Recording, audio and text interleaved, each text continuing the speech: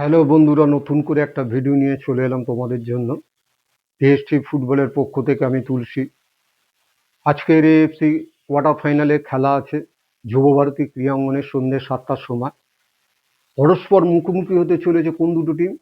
না, পরস্পর মুখোমুখি হতে চলেছে দুটো টিম হচ্ছে তুর্কমেনিস্তানের এফসি আরকাদাগ এবং ইস্টবেঙ্গল এফসি। এখন এই খেলাটা দুজন কোচ কোন দৃষ্টিভঙ্গি নিয়ে দেখছে সেটা তোমাদের কাছে রাখবো। তার আগে সংক্ষিপ্ত একটু ইতিহাস, হ্যাঁ, যেটা হচ্ছে এফসি আরকাদাগের, এই বিষয়টা তোমাদের কাছে আগে তুলে ধরি।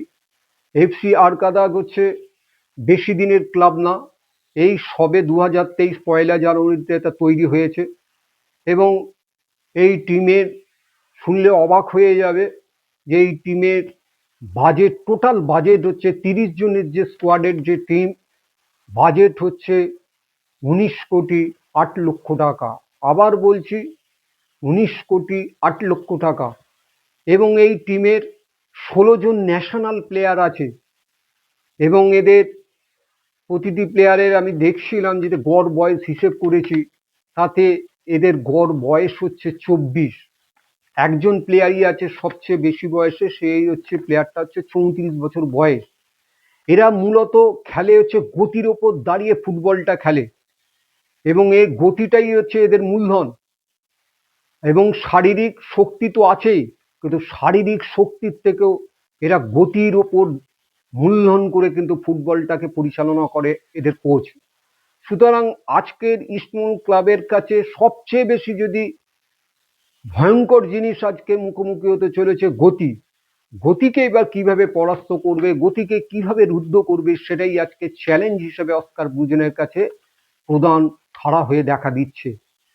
তিনি কি পরিকল্পনা নিয়ে এগোবে। এখন এই জায়গায় দেখলাম যে সংবাদপত্রে, যেটা তোমরাও শুনে থাকবে, যে গরমে অন্তত এই টিমটার একটু অসুবিধে হতে পারে। এটা যখন সাংবাদিকরা জিজ্ঞেস করছে, তখন ওদের কোচ, তুর্কমেনিস্তানের যে টিম এফসি আরকাদাগ, সে কোচ বলছে যে না, আমাদের সেরকম অসুবিধা হবে না, আমরা পেশাদারি ফুটবলার এবং আমরা জানি আজকের এখানে কালকে সেখানে খেলতে যেতে হবে। সেইভাবেও আমি, যে আমার এফসি এই কোয়ার্টার ফাইনাল লিগ খেলতে হবে, সেখানে যেখানে আমি খেলতে যাব সেখানে গরম আমাকে ভোগ করতে হবে। সুতরাং সেই জায়গায় দাঁড়িয়ে আমি আর আগের মুহূর্তে আমি অন্যান্য গরমের জায়গায় প্র্যাকটিস শিডিউল রেখেছিলাম, প্র্যাকটিস করিয়েই আমি কলকাতায় এসেছি। সুতরাং তারা সমস্ত রকম প্রস্তুতি নিয়েই এসেছে, এ কথা থেকেই বোঝা যায়। এখন এরকম একটা টিমের সঙ্গে আজকে কিরকম ইস্টবেঙ্গল খেলে সেটা আমাদের তাকিয়ে দেখতে হবে, বুঝতে হবে। এবার আমি যাই ইস্টবেঙ্গল ক্লাবের কি অবস্থার মধ্যে দাঁড়িয়ে অস্কার ব্রুজেন টিম আজকে মাঠে নামাবে। অস্কার ব্রুজেন প্রথমেই যেটা স্বীকার করেছে যে একটা টিমকে যদি পরখ করতে হয়, একটা টিম সম্বন্ধে যদি আমার পরিকল্পনা করে এগোতে হয়, তাহলে কি করতে হয় না, প্রতিটি প্লেয়ার অ্যানালিটিক্যাল কিছু তথ্য জিনিস তার সামনে থাকতে হয়। তিনি প্রথমেই স্বীকার করেছেন যে এই টিমটার সম্বন্ধে আমি পর্যাপ্ত পরিমাণে তথ্য সংগ্রহ করতে পারিনি, ঘেটেছি কিন্তু খুব একটা পাইনি। তা যতটুকু পেয়েছি তার উপর দাঁড়িয়েই আমাকে এদেরকে বধ করার জন্য আমার পরিকল্পনা আমি করছি। সুতরাং এখানে বলেই দেওয়া যে একটা অচেনা শত্রু, অচেনা জিনিস, সুতরাং সেটা ভয়ঙ্কর হয়, কেন তাকে আগাম প্রস্তুতি নেওয়া যায়, কিন্তু এই প্রস্তুতি ছাড়াই তাদের লড়তে গেলে সেখানে কিন্তু যে কোনো টিমকে অপ্রস্তুতের মধ্যে পড়তে হয়। সেটা ইস্টবেঙ্গল ক্লাব যে পড়বে এটা পরিষ্কার বোঝা যায়। এখন এর মধ্যে দাঁড়িয়ে প্রতিটি প্লেয়ার, সব টিমেই তারা প্রফেশনাল ফুটবলার, তারাও জানে যে সিচুয়েশন মাঠে কোচ একরকম বলে দিল, সিচুয়েশন দেখা গেল অন্যরকম স্টাইলে ফুটবল খেলছে প্রতিপক্ষ, তখন সেই ফুটবলার, প্রফেশনাল ফুটবলারই বোঝে যে তাহলে এখন আমার করণীয়টা কি, আমি কোন সিস্টেমে খেলবো, আমি কোন প্লেয়ারটাকে বেশি নজর রাখলে তাহলে ওদের খেলাটাকে স্তব্ধ করে দেওয়া যায়, রুদ্র করে দেওয়া যায়। এটা হচ্ছে প্লেয়াররা খেলতে খেলতেই বোঝে। একটা সুবিধে যে ইস্টবেঙ্গল এই প্রথম যে পূর্ণ শক্তি, মানে যা টিম করেছে সেই অনুযায়ী পূর্ণ শক্তি নিয়ে ইস্টবেঙ্গল ক্লাব নামতে পারছে। পূর্ণ শক্তি কোন অর্থে? না, পূর্ণ শক্তি হচ্ছে ইস্টবেঙ্গল 6 জন বিদেশিকে এই প্রথম অস্কার ব্রুজন হাতে পাচ্ছে। এখন আমাদের দেখতে হবে যে এই 6 জন বিদেশিকে এই অস্কার ব্রুজন প্রথম একাদশে স্থান দেয় কিনা, প্রথম একাদশে তিনি রাখেন কিনা, সেটা আমরা দেখব, এবং তার সাথে অন্যান্য প্লেয়াররা কি থাকে। কিন্তু আমায় যদি জিজ্ঞেস করো, এই অস্কার ব্রুজন কিন্তু প্রথম 6 জন বিদেশিকে রাখবেই আজকের টিমে। এই 6 জন বিদেশিকে নিয়ে খেলতে হবে, এবং এটাও তোমরা জানো যে এই খেলায় আইএসএল এর মতো না যে সেখানে সীমাবদ্ধতা সীমারেখা করা আছে, এখানে তা নেই। এএফসি চ্যালেঞ্জ এই কোয়ার্টার যে লিগ হতে চলেছে, এখানে যে কোনো টিম তার অধিক সংখ্যক 6-এরও বেশি তাদের ইচ্ছে মতন তারা কিন্তু বিদেশিকে খেলাতেই পারে। তা সুতরাং আমরা আজকে 6 জন বিদেশিকে দেখবো, একথা নিশ্চিতভাবে আমি তোমাদের বলতে পারি। সেইটা ছাড়া আর ইস্টবেঙ্গল ক্লাবের সবচেয়ে বেশি চিন্তার বিষয় হচ্ছে ইস্টবেঙ্গল ডিফেন্স লাইনের আনোয়ার আলী নেই। এখন এই আনোয়ার আলী জায়গায় যে অন্য কাউকে পরখ করবে সেটাও পর্যন্ত অপশন নেই অস্কার ব্রুজনের। সেখানে সেই সবচেয়ে তীব্র মন্থরতায় ভোগা একজন স্টপার হেক্টর ইউএস থেকে সামনে রেখে তার সাথে লালচুঙ্গাকে রেখেই হচ্ছে ডিফেন্স লাইন সাজাতে হচ্ছে অস্কার ব্রুজনকে। রাইট সাইড ব্যাক খেলবে মোহাম্মদ রাকিব, লেফটে খেলবে প্রভাত লাকড়া, নয় নিশু কুমার। এখানে কোনো অপশন নেই, এছাড়া আর কোনো টিম হতে পারে না। এটা হচ্ছেই। হাফ লাইনে সাউল কেস্পো থাকবে, এবং হচ্ছে সৌভিক চক্রবর্তী, মহেশ গাউলি, এছাড়া দিয়ামান্ত কোরাস, মেসি বাউলি এবং তোমার সেলিসকেও আমরা দেখতে পারি, এবং নন্দ পরবর্তীকালে রিপ্লেস হবে। এরকম একটা টিম নিয়ে অস্কার ব্রুজন আজকে মাঠে নামতে চলেছে। এখন কি পরিকল্পনা নিয়ে খেলবে? পরিকল্পনা এটা তোমাদেরই বলেছি প্রথমেই, যে একটা অচেনা টিম।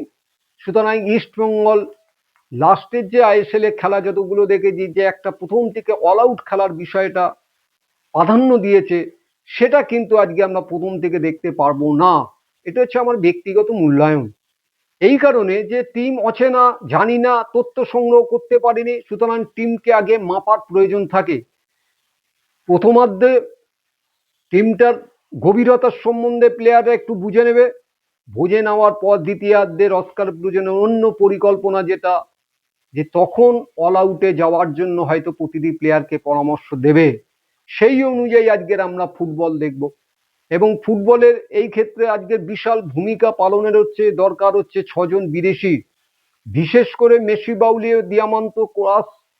এই দুটো প্লেয়ারের অনেকাংশ নির্ভর করছে। তাদের শুধু গোল এবিলিটির বিষয়টা থাকলে হবে না, আজকের এই বিদেশি টিমের সাথে কিন্তু তাদের ওয়ার্কলোডটা বেশি নিতে হবে। যে সমস্ত আমাদের ভারতীয় যে প্লেয়ারগুলো আছে তাদের একটু বেশি সাহায্য করতে হবে, না হলে কিন্তু 16 জন ন্যাশনাল টিম ওদের, এবং সেই তাদের পারফরমেন্স তোমরা অবাক হয়ে যাবে। তাদের পারফরমেন্স যদি বলি, অদ্ভুত। এই কয়েক বছরের মধ্যে টিমটা যে জায়গায় দাঁড়িয়ে আছে, সদ্য তারা লিগ খেলে যখন আসছে, যে পরিসংখ্যা তোমাদের কাছে ধরবো তোমরা অবাক হয়ে যাবে। 30টা ম্যাচে 30টা জয়, এবং এই ম্যাচে 147টা গোল করেছে। আবার বলছে, আই রিপিট এগেইন, যে 147টা গোল করেছে, এবং গোল কনসিড করেছে 20টা। তাতে দেখা যাচ্ছে যে অ্যাভারেজে দেখা যাচ্ছে যে প্রতি খেলায় 5টা করে গোল করেছে। তাহলে ওদের অ্যাটাকিং সাইডটা তোমরা বুঝতেই পারছো কোন জায়গা আছে। এবং এর সাথে কিন্তু আমি এদের ভিডিও ক্লিপিংস গুলো দেখেছি, এরা হচ্ছে গতি নির্ভরশীল ফুটবল খেলে, যেহেতু বয়সের অ্যাভারেজ খুব কম। ইস্টবেঙ্গলের সেই জায়গায় 28-29 অ্যাভারেজ।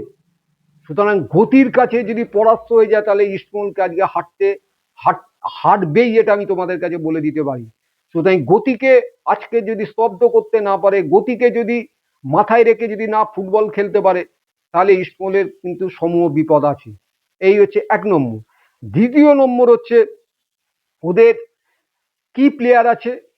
কি প্লেয়ার বলতে, প্রতিটা টিমের সব সময় সব জায়গায় যে যাদের ওপর নির্ভরশীলতা অনেক বেশি করতে হয়, তারা যদি যে কোনো সময় রং বদলে দিতে পারে, এরকম প্লেয়ার ওদের আছে। ওদের শুনলে অবাক হবে, এমন প্লেয়ার, সেটা হচ্ছে গোলকিপার, শেষ ডিপেন, অসাধারণ গোলকিপার। সেই গোলকিপারের নাম হচ্ছে আহা লিয়েম রুস্তেম। আহা লিয়েম রুস্তেম অসাধারণ গোলকিপিং করে। এবং ওদের যে ডিফেন্ডার আনা গুলিয়েভ বলে যে ডিফেন্ডার, সেই ডিফেন্ডারের খেলাটা আমি দেখছিলাম। অসাধারণ তার মানে ওপরের বল, এরিয়ার বল বিট করা প্রচন্ড শক্ত এবং শারীরিক ক্ষমতা অনেক বেশি এবং হার্ড ট্যাকলার। এই দুটো প্লেয়ার হচ্ছে ওদের কি প্লেয়ার।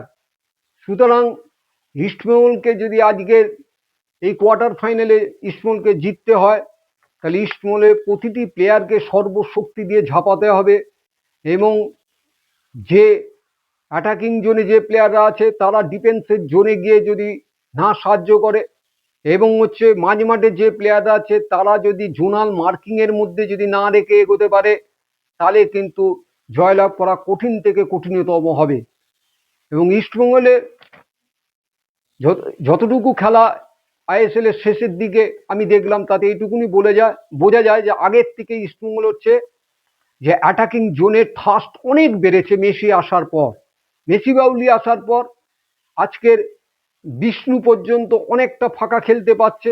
আজকের সেখানে দিয়ামন্ত কোচ যে ফুটবলটা খেলতে পারছিল না, এখন চোখে লাগছে দিয়ামন্ত কোচ 6 ইয়ার বক্সে পৌঁছে চলে যেতে পারছে, স্ট্রাইকিং জোনের এবিলিটির জায়গায় নিজেকে নিয়ে যেতে পারছে।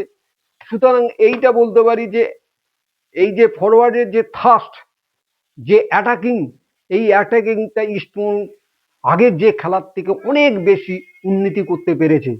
সেখানে দাঁড়িয়ে বলা যায় যে অ্যাটাকিংয়ে অন্তত ইস্টবেঙ্গল অন্তত যে সিটারগুলো পাচ্ছে, সেই সিটারগুলো যদি ঠিকঠাক যদি ইউজ করতে পারে, তাহলে ইস্টবেঙ্গল এ খেলায় জিততে পারে। এইটুকুনি আমার দেখে যা মনে হয়েছে, আমি তাই তোমাদের কাছে শেয়ার করলাম। এখন এই শেয়ারের যে সমস্ত বিষয়বস্তু তোমাদের কাছে তুলে ধরলাম, এই বিষয়বস্তু যদি তোমাদের কাছে ভালো লেগে থাকে, তাহলে তোমরা পিএসটি ফুটবলটাকে লাইক শেয়ার করতে ভুলো না।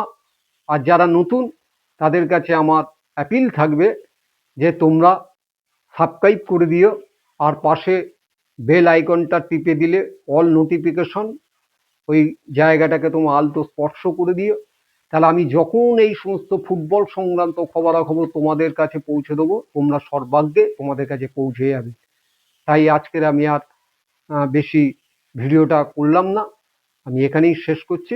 তোমরা সকলেই ভালো থাকো। নমস্কার।